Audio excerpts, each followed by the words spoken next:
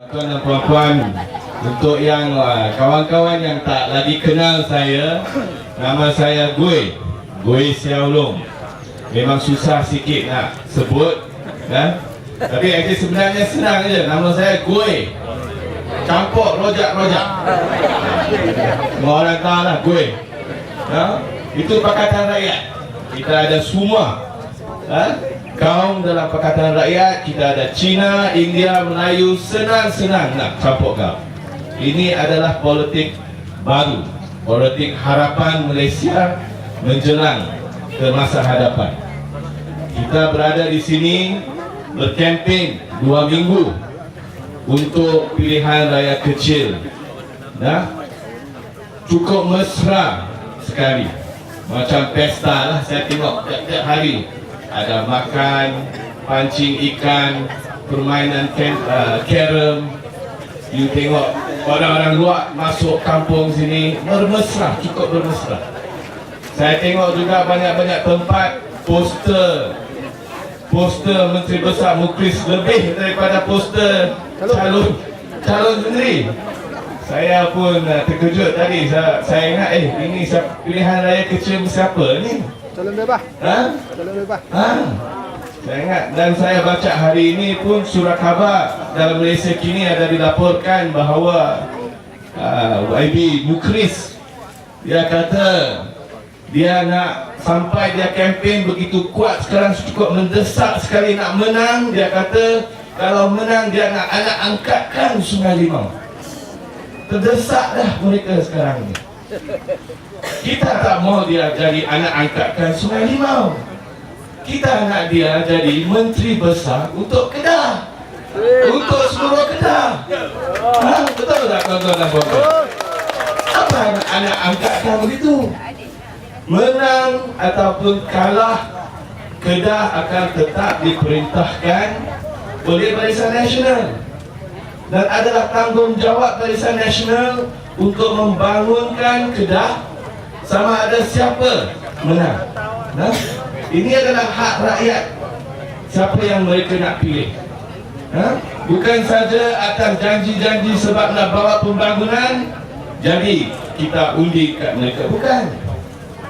Sebab tuan-tuan dan puan-puan, sebagai satu contoh untuk saya tengok 50 tahun Kedah sebelum PAS Pakatan Rakyat mengambil alih dulu, 50 tahun pun tidak ada pembangunan. Tetapi apabila ada pilihan raya kecil, mereka akan pergi ke setiap kawasan ini untuk berkempen, berjanji seluruh dunia yang mereka boleh membekalkan, boleh bagi kepada rakyat. Ini adalah cara mereka. Tetapi kenapa hanya semasa pilihan raya kecil, tuan-tuan dan puan? Pada masa-masa yang lain tidak apa, tidak ada perubahan. Yang ada adalah rasuah, yang ada adalah penyelewengan kuasa. Itu yang kita lihat berlaku tiap-tiap tahun, tuan-tuan dan puan-puan. Kita lihat laporan audit Auditor General. Tiap-tiap tahun kita lihat bagaimana kerajaan menyalahkan guna kuasa mereka, membeli barang-barang yang terlalu mahal sekali, macam binoculars. Binoculars itu panggil apa? Teropong. Mereka beli 2-3 ribu, mereka beli berpuluh-puluh ribu. Mereka beli apa lagi? Jam dinding, tuan-tuan dan puan-puan.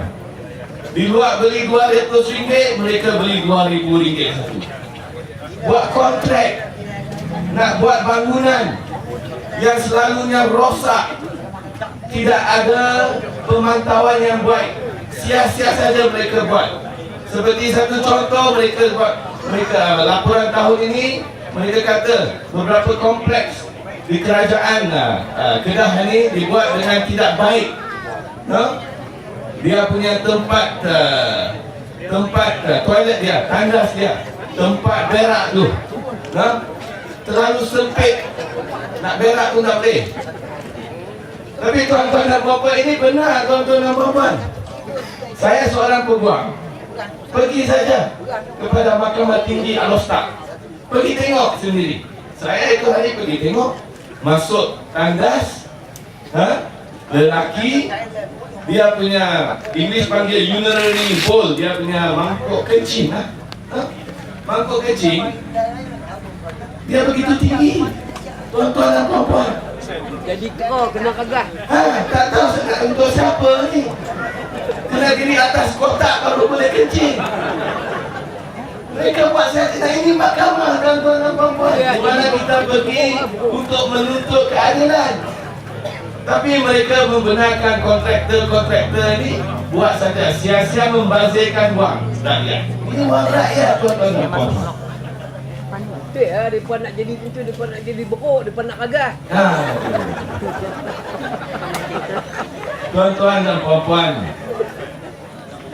pada pilihan raya yang lalu memang ada satu spirit roh di seluruh negara untuk nak berubah. Sepatutnya dalam pilihan raya yang lalu kita seharusnya melihat satu pembentukan kerajaan persekutuan yang baru. Di mana-mana sahaja kita berkempen, kita selalu dengar orang ramai bersemangat kata kali ini kalilah. Betul tak? Ini kalilah. Sungai Limau kali ini boleh tak? Ini kali kita boleh. Kita akan kekalkan kemenangan Sungai Limau untuk PAS dan Pakatan Rakyat, untuk harapan rakyat. Boleh tak tuan-tuan dan puan-puan? Mana-mana kita pergi, kita dengar ubah. Ini kalilah. Sampai bila kita bersidang parlimen pun, yang di Pertan Sri, yang di Pertua Speaker, dia sendiri mengucap, ini kalilah kita kena berubah, transformasi, dia kata. Kali ini di parlimen kita kena ubah, dia kata. Tapi bila kita berdebat di parlimen, apa berlaku? Pada bajet ini, pembentangan bajet ini, oh kita lihat dahsyat. Kita lihat Datuk Seri Najib dia main dengan dia punya pakaian berwarna oranye dengan beg bajet dia main. Dia baca dia punya bajet satu persatu, dan dia menggunakan peluang masa itu semasa berucap.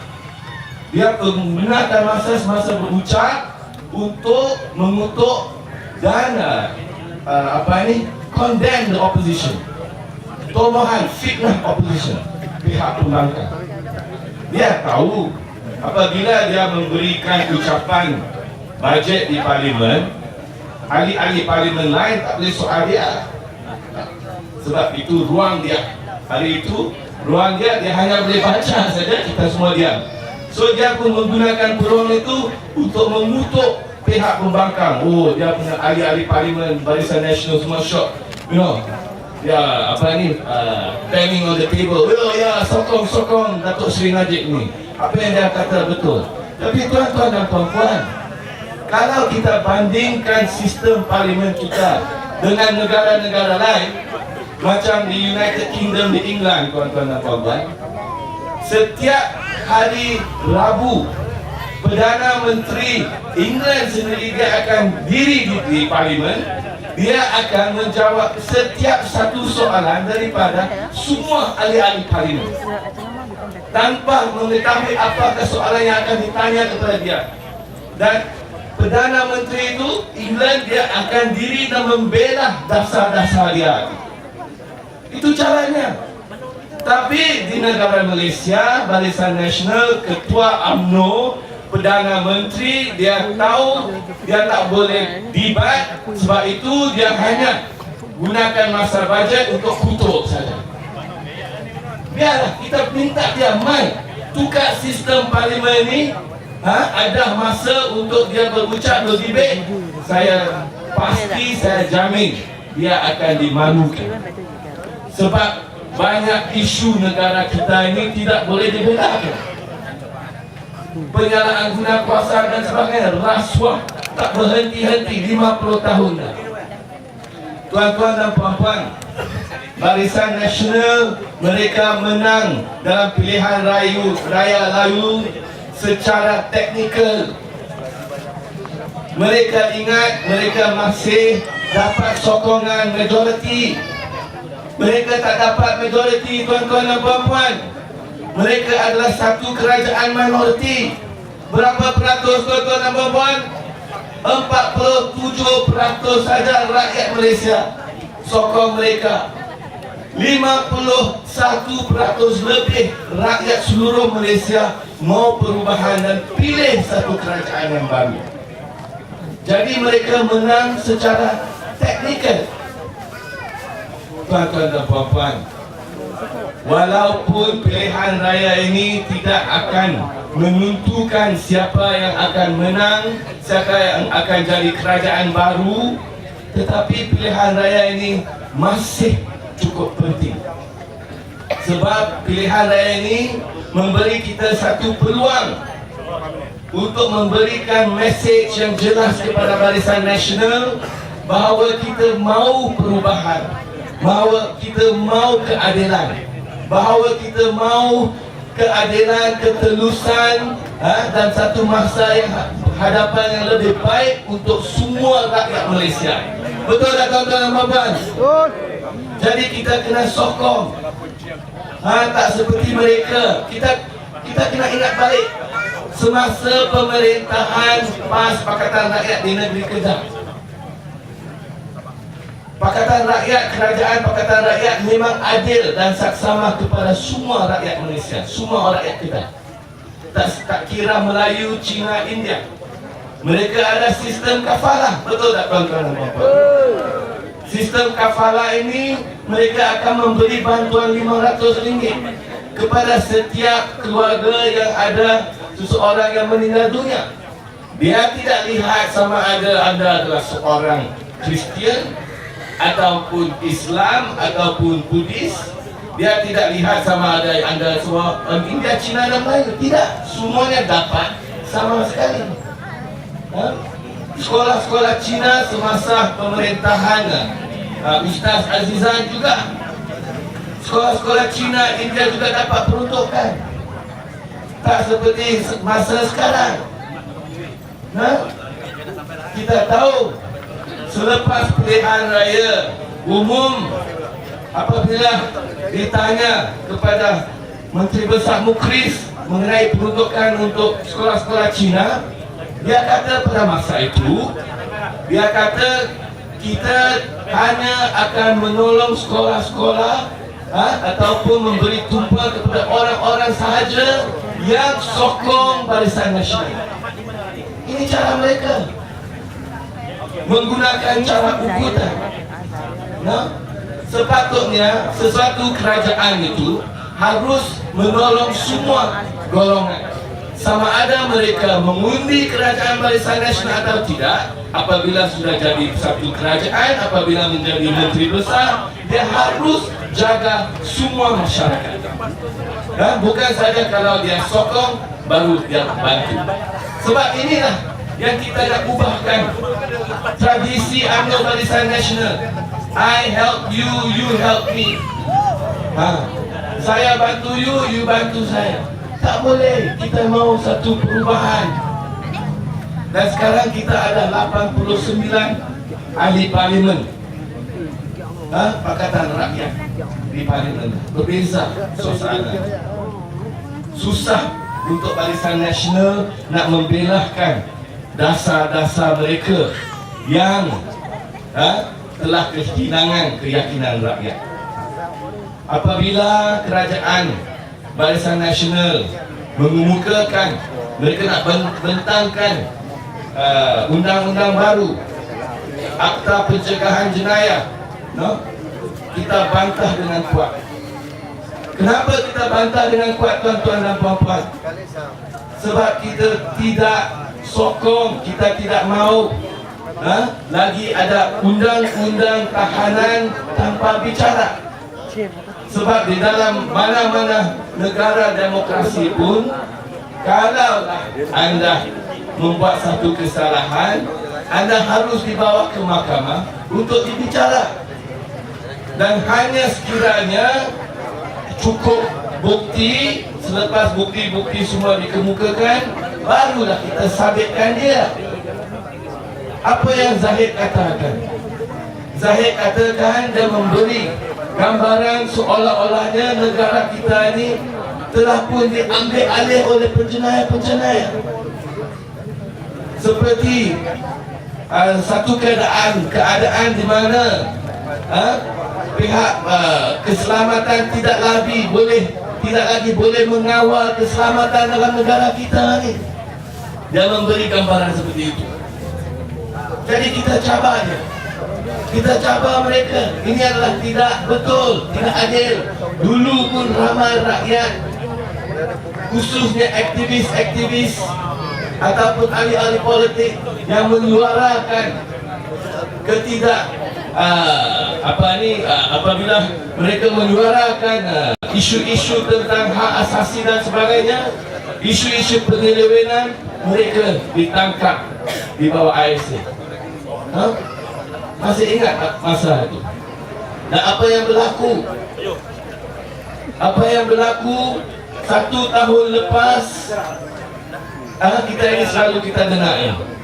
Bila Datuk Seri Najib, dia selalu bila dia nak pergi luar negara, dia akan membuat pengumuman yang besar-besaran.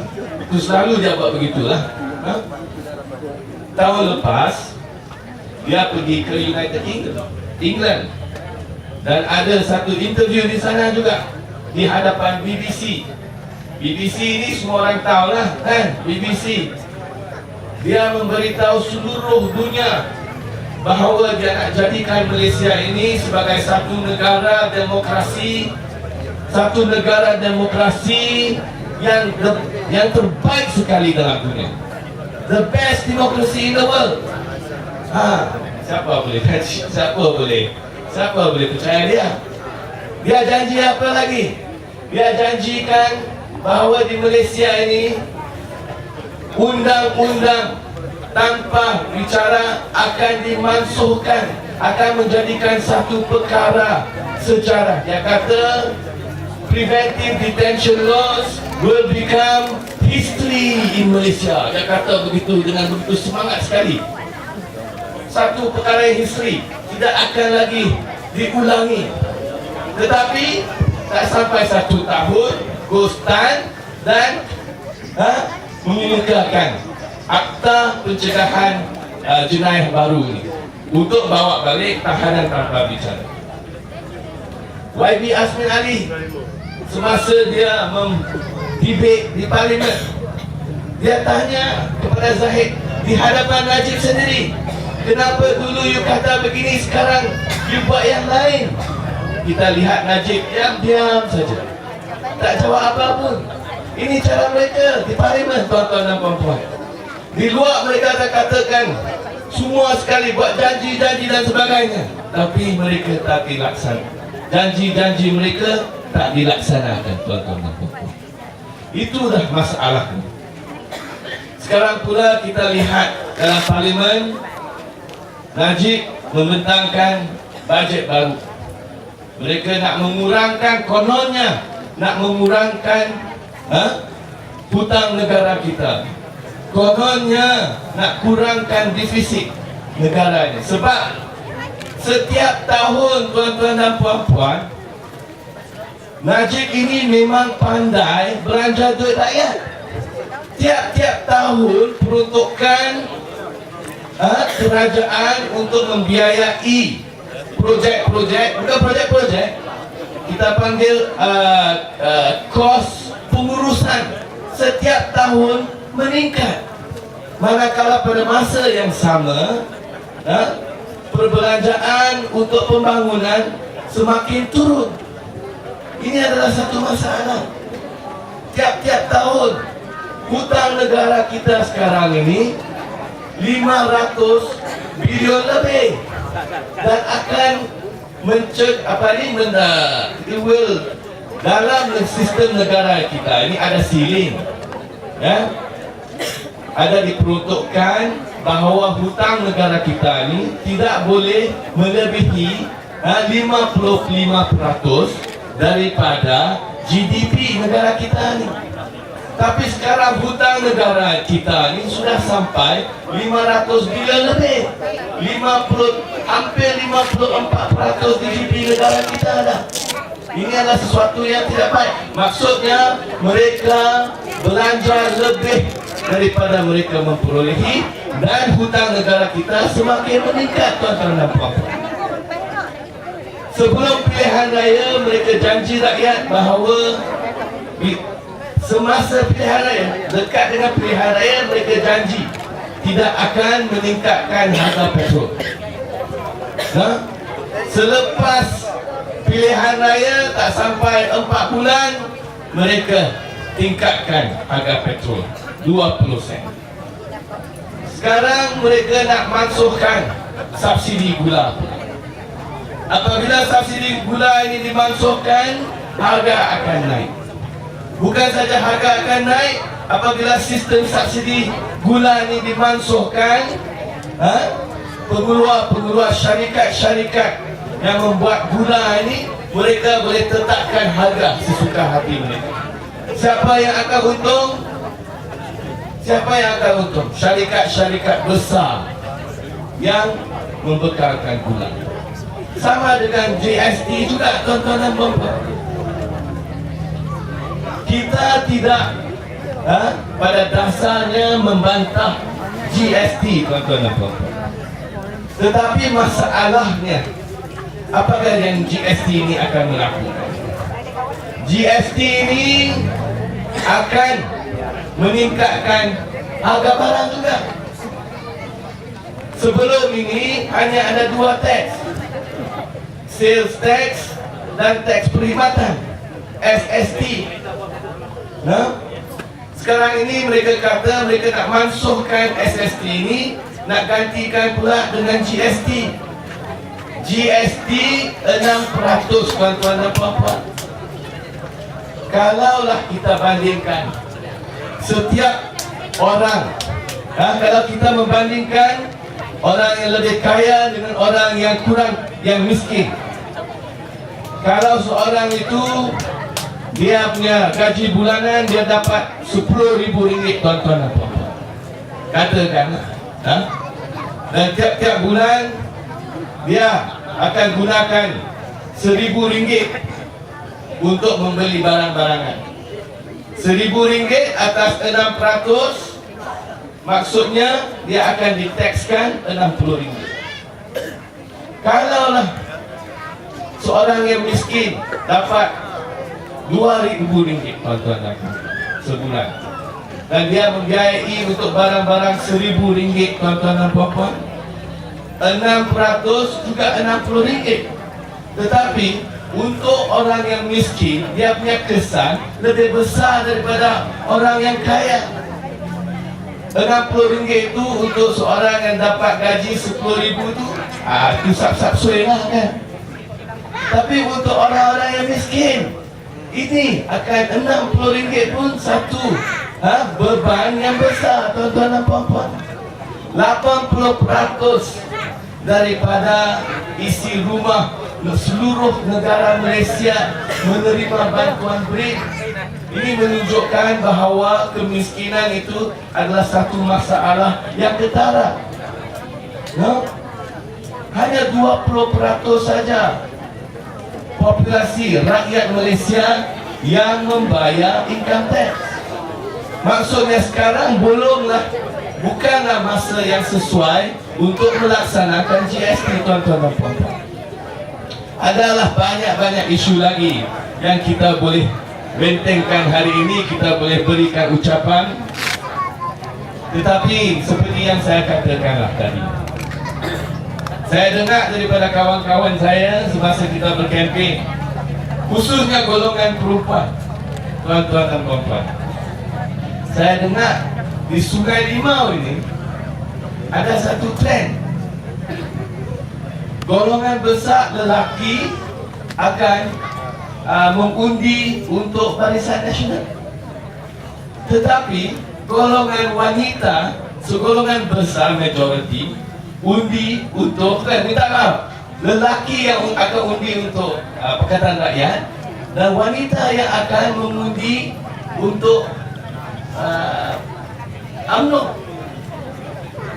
Saya nak tanya tuan-tuan dan puan-puan, kita lihat hari ini ramai golongan wanita Saya nak tanya anda semua, adakah ini benar? Adakah perempuan-perempuan di Sungai Limau ini hanya akan mengundi untuk Barisan Nasional? Tidak. Saya pun tak percaya, tuan-tuan. No, saya pun tak percaya. Sebab memang sama ada perempuan ke lelaki ke, mereka ingat sebab Sungai Limau ini bukan saja Melayu, Cina sama mereka kata ni orang kampung lah. Susah nak mempengaruhi mereka untuk mengundi, no? Bila dengar saja pembangunan dan sebagainya, senanglah nak kauti mereka ni semua. Senang nak dapat hati mereka. Tapi saya ingat bukan saja pengundi-pengundi bandar sekarang yang mau perubahan. Seluruh dunia, seluruh Malaysia, termasuk kawasan dalaman daripada Kedah, ke Penang, ke Johor, Sabah, Sarawak, semua mau satu politik yang baru untuk semua rakyat Malaysia. Betul tak tuan-tuan dan puan-puan? Jadi kita tahulah ada 3 hari lagi. Harap tuan-tuan dan puan-puan akan balik ke rumah masing-masing, kempen lagi, beritahu kepada kawan-kawan, seperti yang saya katakan tadi, walaupun ini bukan satu pilihan raya yang boleh menentukan pertukaran kerajaan, tetapi kita mesti juga kekalkan kemenangan PAS, dan kita mesti juga mengingkati balik semua jasa-jasa baik, bantuan-bantuan yang diberikan oleh Al-Alham Ustaz Azizan semasa dia menjadi adun di sini dan Menteri Besar di Kedah. 5 penggal yang cukup dihormati oleh rakyat di sini, penduduk-penduduk di sini. Betul tak tuan-tuan dan puan-puan? Saya pergi ke kawasan Cina pun juga sama, no? Di Sungai Limau Dalam. Saya tanya mereka cukup. Terima kasih. Satu antara perkara yang Ustaz Azizan buat sebelum dia meninggal dunia, tuan-tuan dan puan-puan, dia membantu masyarakat di sana membina satu titik atas permintaan mereka, masyarakat Cina. Jadi yang penting kita janganlah dipermainkan, diperbodohkan oleh Barisan Nasional. Janganlah kita dimainkan dan diperbodohkan dengan janji-janji mereka yang dibuat 1 tahun demi 1 tahun tetapi tidak dilaksanakan. Kita mau satu Malaysia baru, Kedah baru. Kita jangan itu hari saya lihat di Malaysia kini, di antara perkara yang disebut dalam Malaysia kini, MB Mukhlis dia kata, kalaulah calon Barisan Nasional menang, dia boleh dapat dengan lebih rapat saya. Dia sebut saja masalah dia kepada saya akan menyelesaikan masalah mereka semua di sini. Ini bukan caranya. Tahu tak tuan-tuan dan puan-puan, sama dengan dulu Cina, mereka guna taktik yang sama. Untuk mendapat undi Cina, untuk mendapat undi yang Cina, mereka selalu, Mahathir sendiri dulu kata apa tahu? Mahathir kata, kalau kau sukun bisik-bisik di telinga saya, ringan-ringan saja, saya pun sudah boleh dengar dan saya akan mengatasi semua masalah mereka. Apa ini semua kan? Kita tak mau perkara itu. Kita mau yang politik yang terbuka. Bukan saja kerana mereka bisik-bisik di telinga, you akan selesaikan masalah mereka. Sebab hari ini, sampai hari ini, UMNO masih mimpi, MCA gerakan masih mimpi. Mereka ingat boleh dapatkan balik sokongan rakyat Cina. Tetapi saya boleh katakan melalui kajian kita dan jalan-jalan feedback kita, saya percaya kali ini juga Cina di Sungai Limau majoriti akan menolak UMNO Barisan Nasional. Dan dengan itu saya akan menamatkan ucapan saya.